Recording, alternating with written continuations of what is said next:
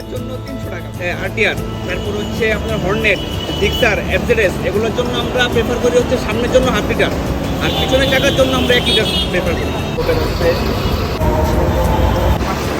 Hello guys, আসসালামু আলাইকুম। Welcome to my Facebook page and my YouTube channel রুল 0.2। তো আজকে আমি জেল নিয়ে কথা বলবো। একটা বাইকে কতটুকু জেল দিতে হয় আর কোন জেলটা দিলে আপনার বাইকের জন্য ভালো হবে, তো এগুলো নিয়ে কথা বলবো। তার জন্য আমি আসছি আমার বন্ধুর দোকানে, আর এই দোকানের ডিটেইলস সম্পর্কে আপনাদের সাথে ধারণা দিব। তো চলেন ভিডিওটা পড়ে দেখি। মূল ভিডিওতে যাওয়ার আগে আমি প্রথমে শেয়ার করে নেব এই দোকানের অ্যাড্রেসটা। এই দোকানের অ্যাড্রেসটা হচ্ছে মহাখালী কলেজ হসপিটালের অপোজিটে এবং মহাখালী যে রেলগেট যে জামে মসজিদ আছে, মসজিদের একটু আগে তসিফা পাম্পের এখানে মেইন রোডের সাথে। তো এই দোকানের নাম হচ্ছে অমিত মোটরস, আর এটা মালিক হচ্ছে আমার বন্ধু অমিত। আর এখান থেকে যদি আপনারা জেল বা যে কোনো কিছু পারচেস করেন, সেক্ষেত্রে আমার ব্লগের জন্য পাবেন স্পেশাল ডিসকাউন্ট। বেসিক্যালি এখানে মোটরসাইকেলের জেল থেকে শুরু করে গাড়ির সব ধরনের জেল পাওয়া যায়। তো জেল পারচেসের জন্য অনেকে বলেন যে ভাই কোথায় গেলে ভালো হয়, কোন দোকান থেকে কিনলে ভালো হয়। তো এখান থেকে আশা করি আপনি সব রকমের জেল পাবেন, কম দাম থেকে বেশি দাম, যেটা আপনার পছন্দ, আপনার টায়ারের জন্য যেটা ভালো হবে ওই জেলটা এখানে পেয়ে যাবেন। আর এখানে এসে যদি আপনার আমার নাম বলেন, সেক্ষেত্রে অবশ্যই আপনার জন্য স্পেশাল ডিসকাউন্ট থাকবে। তো মূলত অনেকেরই অনেক রকম জেলের এই অপশন থাকে যে ভাই আমার বাজেট হচ্ছে 300 টাকা, 250 টাকা, এরকম বাজেটে এই ধরনের জেলও পাবেন। আবার একদম হায়ার লেভেল যেগুলো একদম ভালো,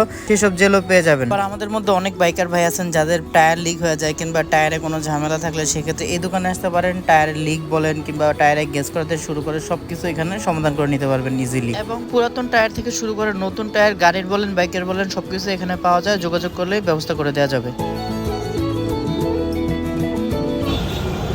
অমিত ভাই, এগুলার প্রাইস কত করে?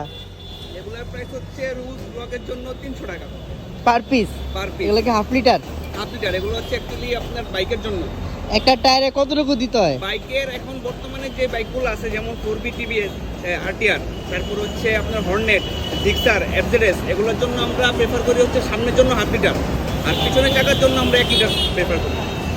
তো পিছনের চাকাটা হচ্ছে একটু মোটা।